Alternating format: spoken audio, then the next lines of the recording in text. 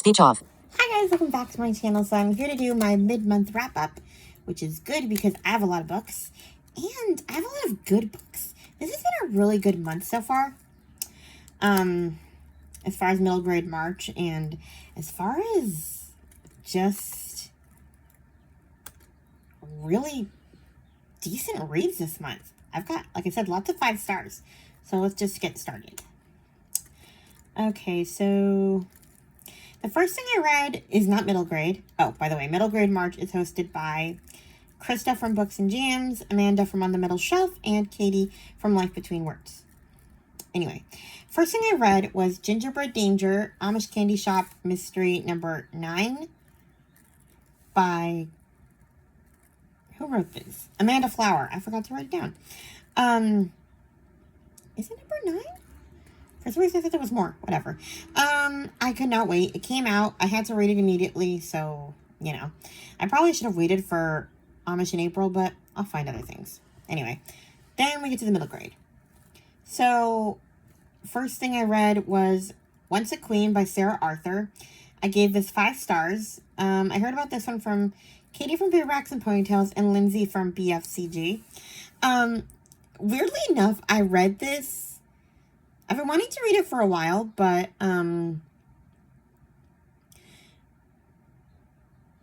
I sort of been putting it off until I realized it was a series, and then the sequel came out earlier. I can't remember when it came out.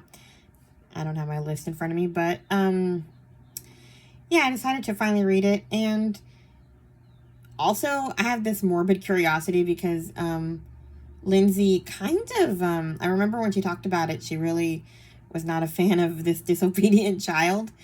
I did a whole video kind of on my thoughts on disobedient kids in middle grade, but I've been wanting to discuss this book in particular, kind of. So I'm going to try not to give spoilers, but essentially it's about a teenage girl was once a queen, discovered that her grandmother was once a queen in another world. So Eva is the girl, Eva Joyce. She finds herself spending the summer at the mysterious manor house in with the English grandmother she's never met. And she starts kind of investigating weird things that are happening. What's the deal? Why are they fighting? For some reason, I thought that, I guess by the description, I thought that her mom wasn't going to be there. Like, it was going to be just her, and, like, mom was, like, I don't know, piecing out to go somewhere or something. But mom was there pretty much the whole time, so you get to see how much they kind of fight and aren't a fan of each other. And we find out why. But the house's employees are kind of guarded and secretive, and they talk about fairy tales as if they're real and stuff like that. And so, she starts to investigate, and like I said, I did talk about that in my other video, but I would have done the same thing, but I can kind of see as a Christian fiction reader, if you're primarily a Christian fiction reader, that this could bother some people, especially because they make it such a point to mention that, because she's friends with a boy, I already forgot his name because he's annoying and goody two-shoes. Yeah, me and Lindsay are complete opposites. I am a total Eva stan and completely okay, Frankie, the gardener's great grandson Frankie. That's her friend, and he is very much a kind of do as you're told type of person. So I can see how you would think of her as bad, because they really make it a point to emphasize the differences between the two of them. He's like the kind of good one who always wants to do as he's told, and I'm not supposed to do this or that, or, you know, and she's like the one egging him on to be sneaky. So I guess I'm sort of used to, like, 2 sneaky kids helping each other and being like masterminds together, not this one kid going like, I can't do that. What's wrong with you? So I guess, yeah, when you read it from that perspective, I can totally see where Lindsay's coming from. That being said, I was completely Team Eva. But yeah, anyway, it was really interesting to kind of see this, and I wasn't expecting how it ended, like, at all. That was pretty wild. There's a sequel, but it's not about Eva, it's about Frankie's siblings, it looks like, so we'll see how that goes, but I enjoyed my journey with it. So 5 stars. It was unexpected ending. Then I decided to finish off the one and only Ivan series by Catherine Applegate. I read the one and only Ivan last year during the Back to Hogwarts readathon when we needed a book about an animal, but I never finished the rest of it, so I decided to finish it all during Middle Grade March, and I gave all of them 5 stars. The one and only Bob is about the dog, Bob. He's hilarious, and yeah. The one and only Ruby is about a little elephant named Ruby. And then the one and only Family is about Ivan again, primarily. It's interesting, though, because all of these books, like, they're about talking animals. Well, I guess they don't really talk. They talk to each other. Humans don't understand them, obviously. So this isn't like a cartoon series with, like, talking animals that talk to humans and it's a whole thing. But it's interesting to read about, like, this is such a kid's series, but it's so real, too. Like, you hear about these animals' real traumas, and it's heavier than it sounds, I guess is what I'm trying to say. But it's also really heartwarming, and I'm not even into animal stories that much, but those were really good. So I recommend the whole series. I really enjoyed it. And I don't know what I was thinking to wait so long. I think it's just because I'm not into animal stories. But I was into it. And now I have, I think it's called Otter on hold. Anyway. So that was, I completed prompt number 4, which was books in a series. Then we have prompt number 2, find a book with flowers on the cover. I decided to take a guess, and I used The Red Rose Box by Brenda Woods. I heard about this one from Chloe from Always Booked. So, on her 10th birthday, Leah, who's African-American, she receives a surprise gift from her glamorous Aunt Olivia, her mother's sister who lives in Los Angeles. Basically, it's in a red rose box. And this takes place in 1958 Louisiana, Jim Crow era. And this box has, like, expensive clothes, jewelry, soap, and then train tickets to California to visit her. I guess Olivia and Olivia's sister, which is, I'm forgetting people's names. Yeah, Olivia's the aunt, and Leah's mother we're sort of estranged, and we find out why. So they meet up, and Leah and her sister Ruth get to go with them to Los Angeles and kind of experience a world away from Jim Crow, because LA is less, I guess, racist is the implication here. There's still some racism, I'm sure, but it's not segregated the way that Alabama was during those days. Or as segregated, I guess. So Leah goes there and is, like, immersed in this California life, and she doesn't want to go back to Alabama because of the Jim Crow laws. And then something happens that means she's going to have to live in California forever, and I'm not going to tell you what happens, but she has trouble adjusting to it, too. And sort of feels bad that she, felt that way about her home, because all of a sudden she misses her home. And, yeah. I said too much already. I don't know if I spoiled it already, but it was an interesting read. like, she goes from really wanting to live there to actually having to live there, and the consequences of that, and how different it is. Like, the grass isn't always greener, or maybe it is, but it's an adjustment. Anyway, then I read Song for a Whale by Lynn Kelly. I heard about this one from book lover Amanda. I gave this 5 stars. Oh, wait. I gave Rosebox... What did I give it? Did I write it? I didn't write it down. No, I did. 4 stars. Anyway. Then I read Song for a Whale by Lynn Kelly. I gave this 5 stars. Again, another animal book, sort of. I don't typically read animal books, but this one was about a deaf girl and her connection to an elephant. I'm still thinking of Ivan. And her connection to a whale whose song can't be heard by a species. And so she tries to basically play a song that he could hear so that he understands, or he sees that somebody's trying to communicate with him. So this 12-year-old deaf girl, Iris, she's trying to communicate with this whale.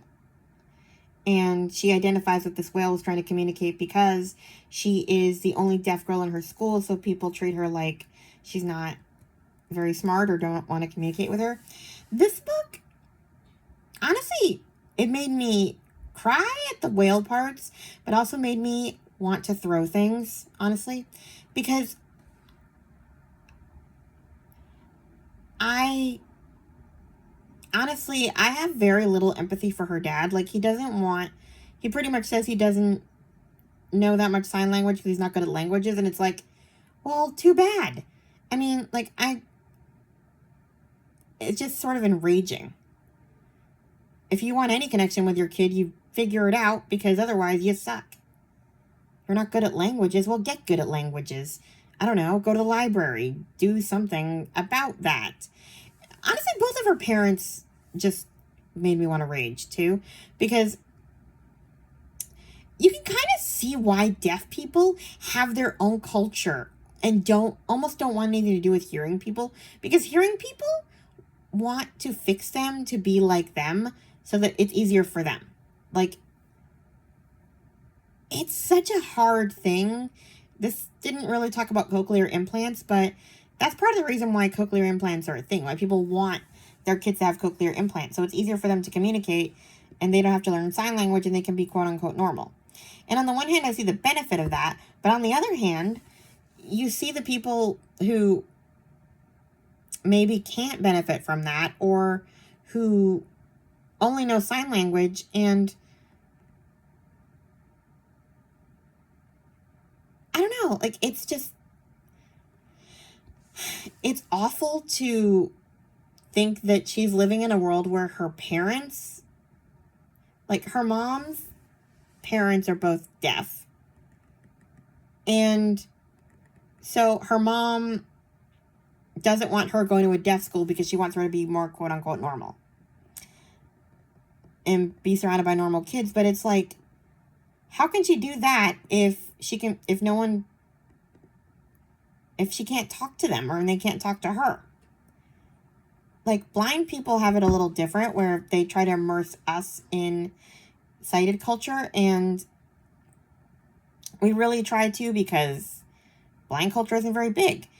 But we can talk to people. We can, a lot of times I just choose not to, because I'm antisocial, but it's just so different. Like, I can't imagine living in a world where people can't communicate with me. And worse, people don't want to people in my own family don't want to bother to learn to communicate with me. I have enough trouble with people in my family just acting weird around me. I can only imagine what it would be like to not be able to talk to them if I wanted to. Or just them not making the effort to learn to talk to me. I don't expect anyone to make the effort to learn Braille for me, but, like, if you can't physically speak with your mouth, the idea that people around you wouldn't try to learn sign language is frankly appalling. So this book as much as I loved the beauty of it, it also made me want to break something because I was just enraged. And just like, I don't know, I think both her parents sucked. So, yeah, I'm very judgy. But the part at the end with the whale, totally worth the read. Then I read A Night Divided by Jennifer A. Nielsen. I'd had this one on my TBR forever, along with every other Jennifer A. Nielsen I've bought. I need to read more of them. I'm going to read the Titanic one next month, because next month is Titanic month. But this one was about the Berlin Wall. And I heard about it from Krista, actually. But this one is about Gerda.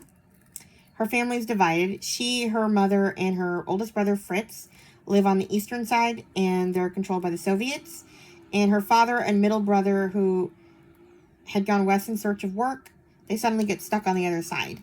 And so they get separated, and it's about them trying to tunnel their way to the other side.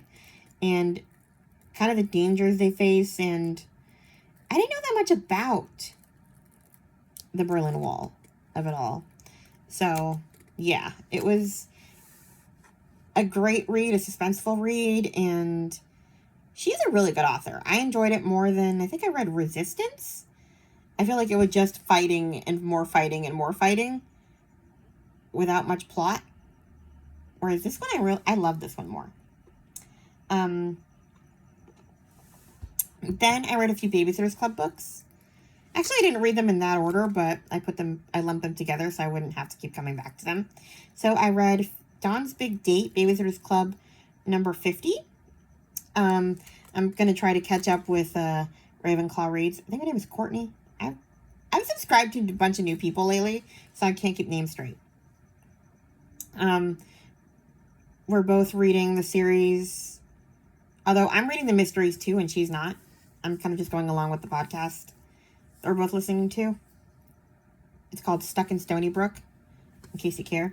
But anyway, this one is Dawn's Big Date, Babysitters Club book number 50. I gave this 3 stars. I had been sort of putting these off just because they all sounded very girl drama, and I prefer like the kid drama, like the babysitting drama, the social issues of it all in the books, and I didn't care about Dawn's Big Date, so I had stopped reading the books. But this one actually turned out to be pretty wild and more interesting than I thought it would be. Dawn, primarily her story is about she tries to change herself to be cool so that this boy will like her, and so boys will like her in general, and babysitters aren't having it. But I've got some notes on this book. At the beginning of the book, her and Marianne are like planning a New Year's Eve party, and Dawn has this cookbook out, and Dawn is annoying, and I keep saying this every time I read about her. It's like, why does every California girl have to be this hippie vegetarian? Maybe hippie's not the right word. I don't know, like 1970s, I don't know. It's so weird. I remember the first book I read in her perspective where apparently, like red meat is scandalous and we don't barbecue here. Excuse me, I hate almost every vegetable known to man. If I didn't eat meat, I would probably starve to death. But yeah, her and Marianne are looking through a recipe book to make recipes for their New Year's Eve party, and Dawn wants to make soybean pie. Just kill me and be done with it. Ew. Soybean pie? Anyway, there's also a kid who is overweight in the story, and there's a lot of fat shaming here. His sister tortures him for being quote-unquote fat, and his parents are trying to get him to lose weight. It's really bad. But I have to say, Dawn could have been so much meaner and more judgmental to this kid, considering how much she wants everybody to eat the way she does, and it's like she judges if you eat meat. So it's interesting that she was actually nice to this kid. Anyway, And the last thing I wondered, Mr. Spear, because by this point, Dawn's mother is married to Mr. Spear. And it's interesting because Mr. Spear's like super strict with Marianne prior, like at the beginning of the series, where like she had to wear denim skirts and braids in her hair and act like a baby. And it's funny because like now he's married to Sharon, Dawn's mother, and like the last few books I've read about Dawn is acting out a lot, and he is surprisingly cool with it. Like, so it kind of makes me wonder, like, did he just really agree to stay in his own lane as far as Dawn? I mean, I think that's the right thing to do because it's not his kid to complain about. If it were Marianne, yeah, he can lay down the law.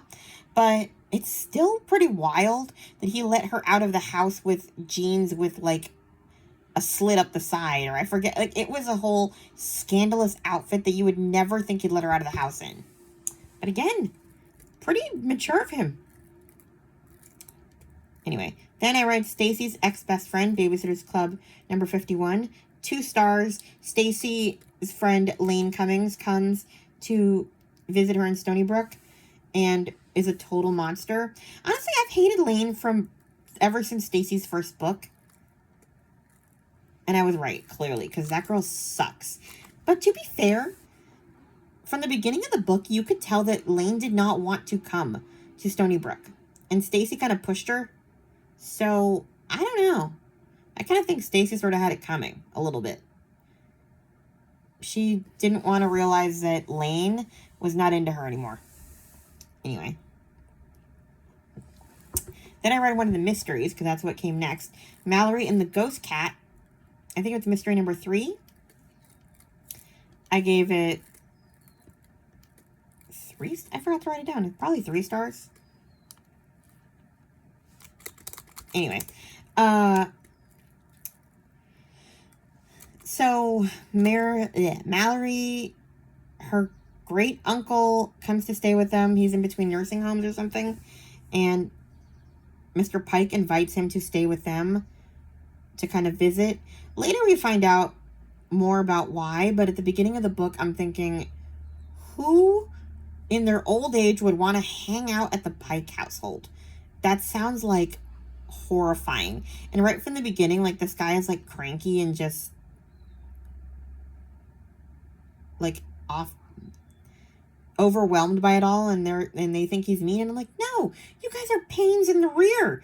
Who in their 80s or however old this man is would want to spend their last days of life listening to Claire scream, Vanessa recite poetry, and the triplets and Nikki causing mayhem? That sounds like my worst nightmare in my old age.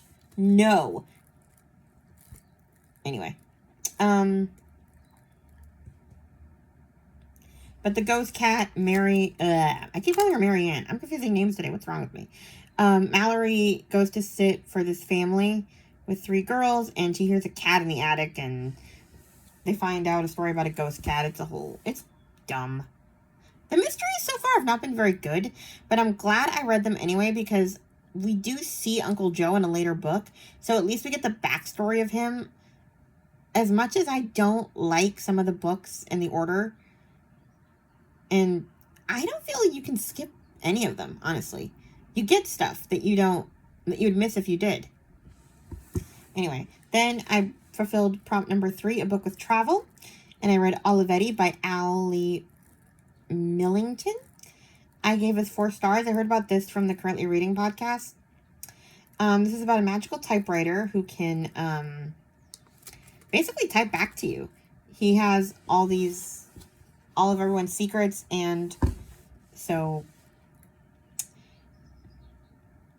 he's not supposed to break the typewriter's code, but he does when he finds out that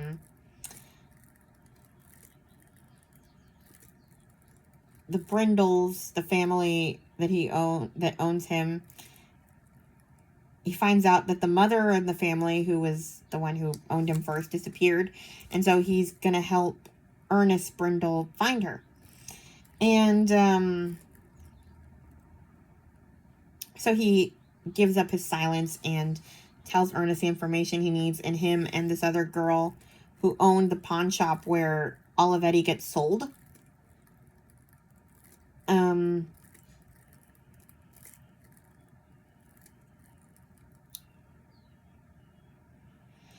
Him and this girl become friends. Honestly, I really do kind of get into the head of the character I'm reading, because in this book, like, if you're reading from Ernest's perspective, and this girl is really annoying, but if I was reading it from her perspective, I would probably be annoyed at Ernest for being so aloof. But because I'm, like, in Ernest's head, I'm like, go away and leave me alone because you're annoying. Like, this girl was real pushy. And I felt the same way in the next book, Not Nothing by Gail Forman. This one's about Alex. His mom has, like, mental illnesses, and she pretty much runs away from the psychiatric facility she was at, and she goes missing, so he gets sent to live with his aunt and uncle. He's very reluctantly living there. His aunt and uncle don't seem to be fans of him. And he gets into a fight with this kid, and I guess really injures him. And so his social worker pulls some strings and gets him a job or a community service thing at a nursing home. And that's where he meets 107-year-old Josie. At first I thought Josie was a woman, but it's a man. And he was around during World War II, and he hears a story and, kind of goes from there. But there is a girl at the nursing home who also volunteers there, Maya Jade, the granddaughter of one of the residents. And she's just very, like, I don't know.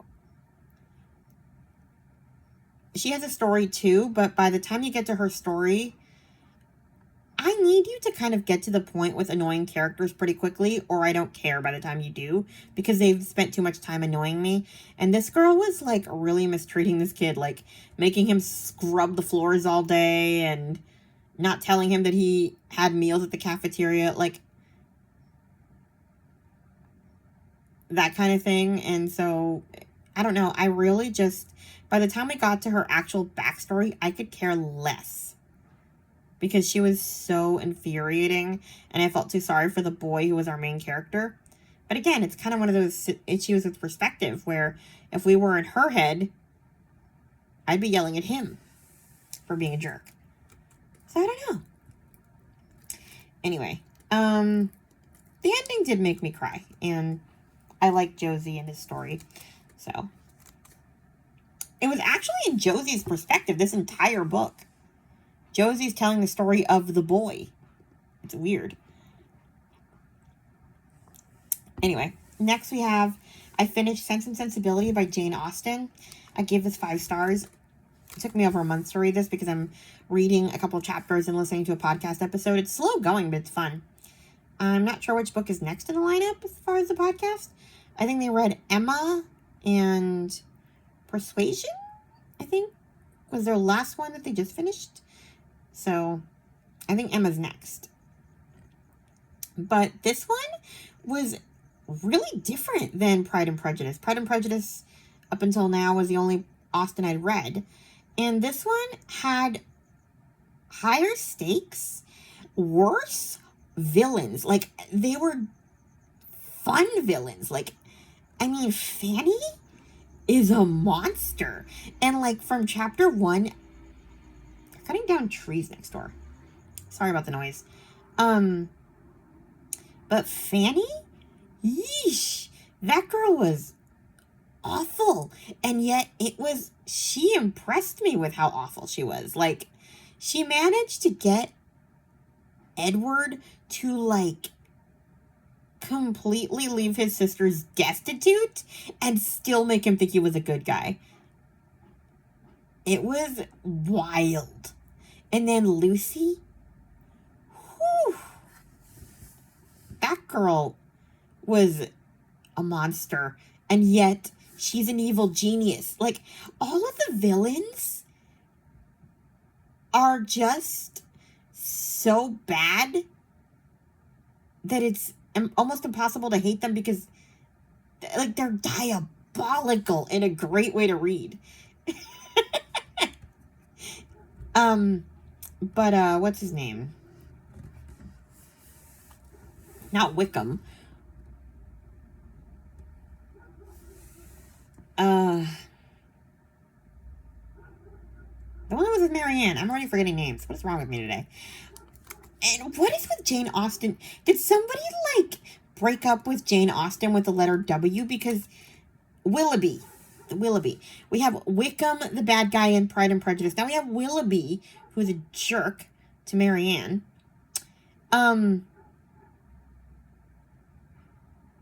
Edward isn't even Fanny's husband. Who is Fanny? John? Too many names. Too many similar sounding names.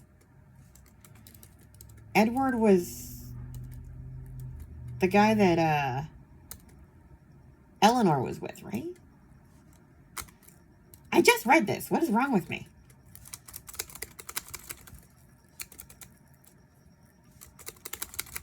I'm literally looking it up because it's driving me crazy.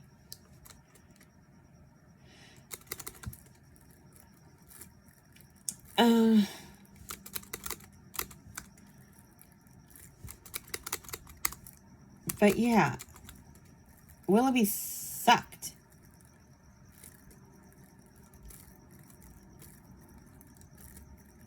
But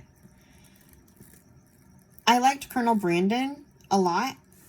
Although I have to say that I think he would have been, well, I guess, do I really have to put spoilers for an ancient book? If you haven't read it, you probably never will. Let's just say that I was not a fan of Marianne's ending. I needed more to believe in it. I liked Colonel Brandon, but I would have been fine if he remained single too. Like, I guess I feel like he deserved a great love and she wasn't it. Because we didn't see it happen. Like, we didn't even see them have a conversation. I would have preferred him with Eleanor, just because they at least seem to like each other. Although I am happy with her ending too. I don't know. I don't know. It was just... And apparently, according to the podcast, a lot of people ship Eleanor and Colonel Brandon, and I think I'm going to be one of them. I just feel like Marianne got jilted in love and ended up with whoever because it's the option she had. So it sucks.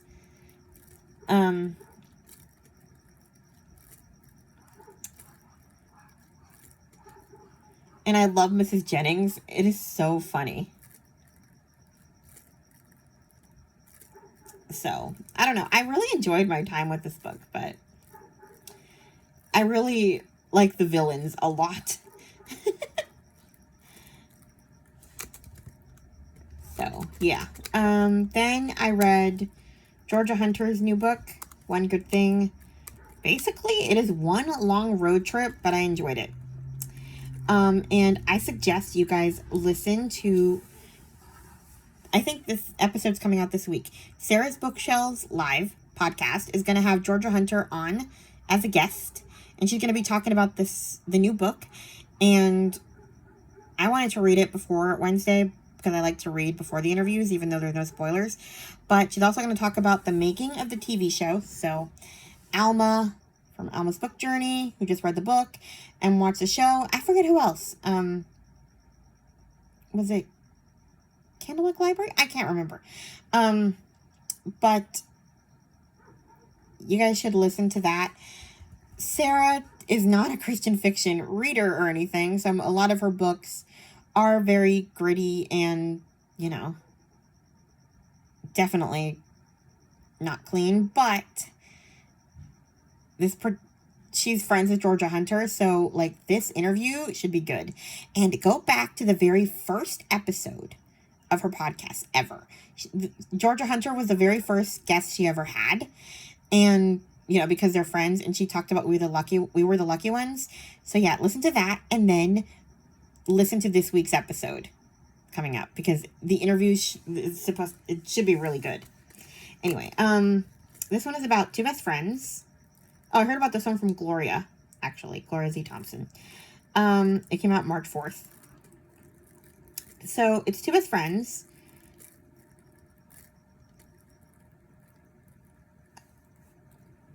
Lily and Esty. And Esty, we open where Esty's having a baby, Theo. And World War II is happening. They're in Italy, and at some point, her and Esty get separated, and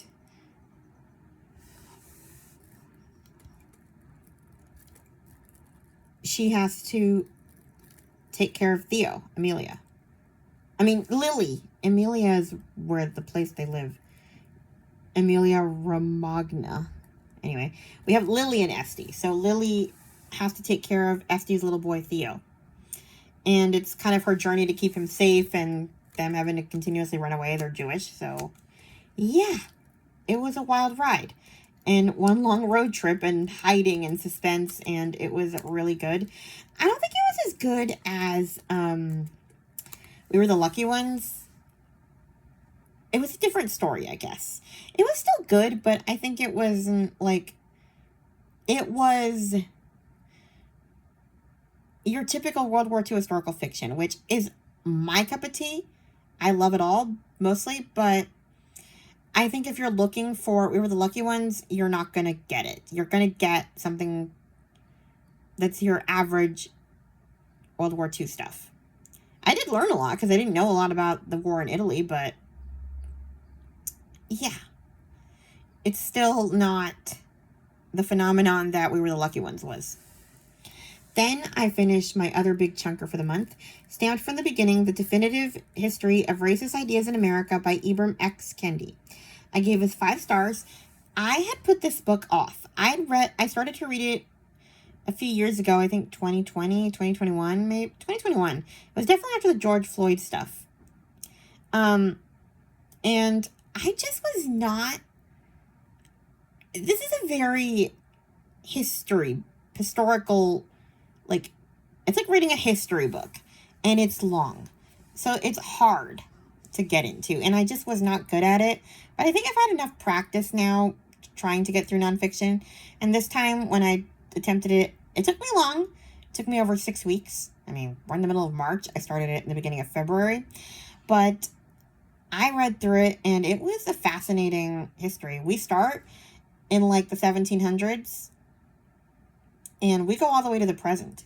Well, I think it was like Obama's presidency. But it was interesting to sort of read how racism changed over the centuries, and what stayed the same, what's different, what can we do to make it better. And yeah, I really got a lot out of this, but you definitely have to be in the right mind, in the right headspace for it. So 5 stars. I'm very proud to have finished it.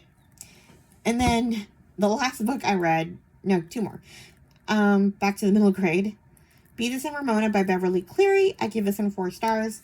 I'm reading through the Ramona books. I'm not sure if I'm going to read them all at once this month. I'm sort of getting a little done with Middle Grade. They're just a lot that I want to read in the adult section. And also, I just keep finding books that sound good, picking them up, and then finding something else. I can't make up my mind what I want to read next in the middle grade genre. But I did listen to Beavis and Ramona.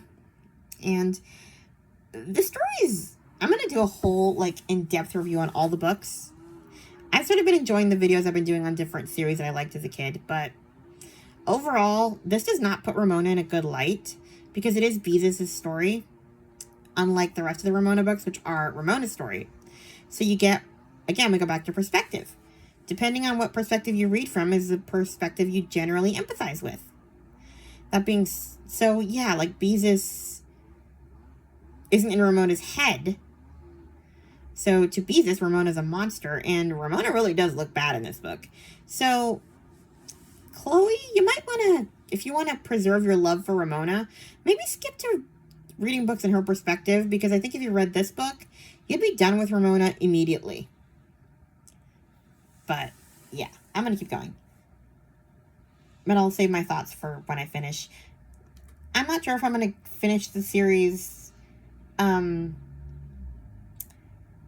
this month, or if maybe I'll do one a month. I don't know, we'll see.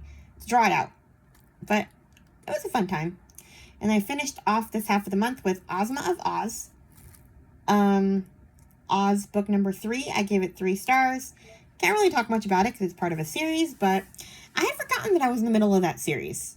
Well, not in the middle, more like beginning it. I had started it last year, and I kind of stopped. And I was going through episodes on a podcast I listen to. It's called the SSR podcast. I should do a video with all the podcasts I listen to, but that podcast is kind of about middle grade books and which ones stand up, like which ones are relevant to us today, which ones are problematic, that kind of thing. SSR stands for SHIT, She Read. It's kind of a joke on the sustained silent reading of it all, you know. There's not really much swearing, though, to be fair, in the podcast, but it's definitely very liberal. So, anyway, but I had just gotten a new phone, and I was downloading episodes that I hadn't listened to, because I don't listen to every episode because I don't read every book. So I listened to the ones that I've read books for, and then I found Ozma of Oz, and I realized I hadn't read it yet. So yeah, I added it to my TBR for this month. I read it, and I'm listening to the podcast episode discussing it. That was recorded way back in 2019? I don't know, whatever. So yeah, that is everything I read this half of the month. We'll see what I get to next half of the month. And on that note, please like, comment, and subscribe. I'm almost at 200, which is really exciting.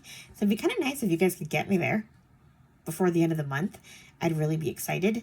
So yeah, please like, comment, and subscribe, and I'll talk to you guys in my next video. Bye! Stop recording video.